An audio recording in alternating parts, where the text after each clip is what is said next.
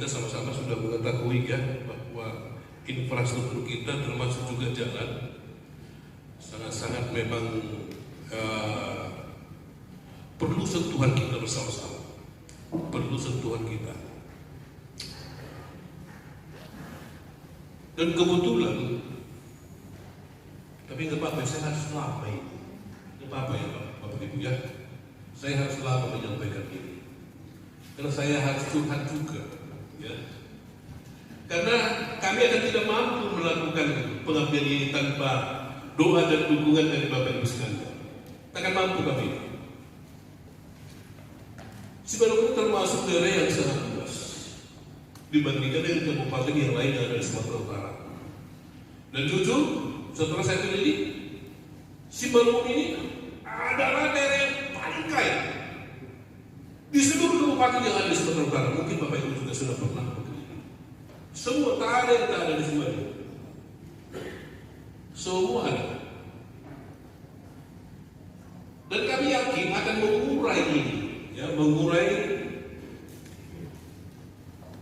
sumber daya alam yang diberkahi oleh Tuhan ini untuk kami kelola demi kepentingan masyarakat Kabupaten Simalungun.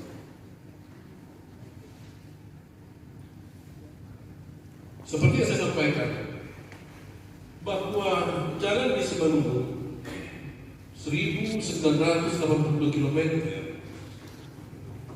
dengan situasi jalan rusak sepanjang 1032 km. Tentu dengan keterbatasan anggaran. Saya bilang keterbatasan anggaran, kayaknya ada anggaran. Dengan anggaran yang tak ada, saya sampaikanlah ya, dengan anggaran yang tak ada, dengan membenahi jalan 1032 km, saya kira kita bisa sama-sama membayangkan seperti apa kita mau membenahi ini. Pendistribusian anggaran di Kadis PUPR itu saya minta harus prioritas ke Simalungun. 10 tahun saya nanti liwat semua itu nanti kemana-mana saja yang sudah dianggarkan semua itu anggaran itu. Dan nantinya juga saya akan minta juga untuk aku mohon maaf, akan saya sampaikan juga nanti terima kasih kepada anggota DPRD Provinsi Sumatera Utara sudah membantu Kabupaten Simalungun untuk menganggarkan untuk membantu infrastruktur jalan Simalungun. Saya sampaikan itu supaya kita tetap sampai tahun 2030. Tetapi juga akan saya sampaikan juga, ya, ketika nantinya tidak ada perlakuan yang prioritas kepada Simalungun, ya seperti inilah.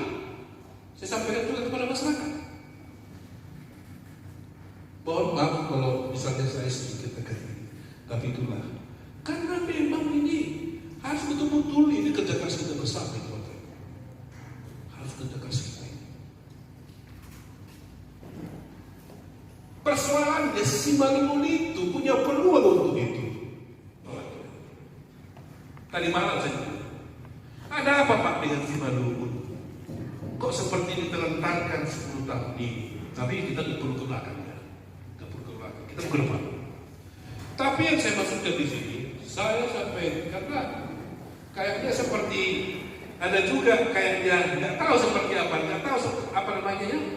Kok bisa agak sedikit pengen lihat harga ke Simalungun. Nggak ngerti saya. Tapi saya mau ke depan yang positif thinking saya.